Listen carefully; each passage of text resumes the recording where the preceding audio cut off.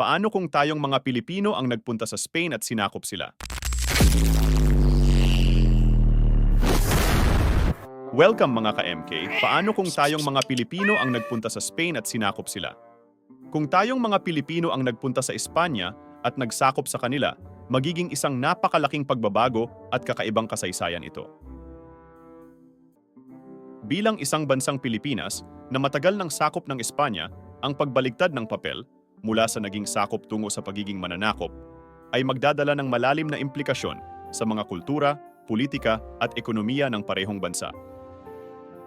Una sa lahat, ang mga Pilipino bilang mananakop sa Espanya ay magdudulot ng pagbabago sa mga estruktura ng pamahalaan at lipunan sa Espanya.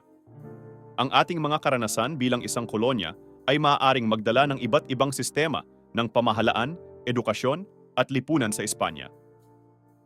Pangalawa, maaaring magkaroon ng pagbabago sa mga kultural na pananaw at pag-uugali. Ang impluwensiya ng kulturang Pilipino, kasama ang ating mga tradisyon, pagkain, wika at pananamit, ay maaaring magkaroon ng malalim na epekto sa kulturang Espanyol. Gayun din, ang ekonomiya ay maaaring magkaroon ng pagbabago dahil sa mga bagong kalakal, teknolohiya at mga produkto na maaaring dalhin mula sa Pilipinas patungo sa Espanya.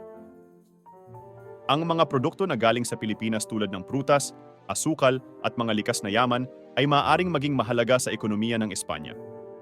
Sa kabuuan, ang pagkakaroon ng Pilipino sa Espanya bilang mga mananakop ay magdadala ng malalim na pagbabago at implikasyon sa mga aspeto ng kanilang buhay. Ito ay magiging isang kakaibang pangyayari sa kasaysayan na nagpapakita ng kahalagahan ng pag-unawa sa mga kultura at kasaysayan ng bawat bansa. Kaya kung gusto niyong malaman ang mga sagot sa inyong malikot na isip, ay mag-subscribe na at i-hit ang notification button. Feel free to comment kung anong mga nasa isip niyo at bibigyan natin ng kasagutan.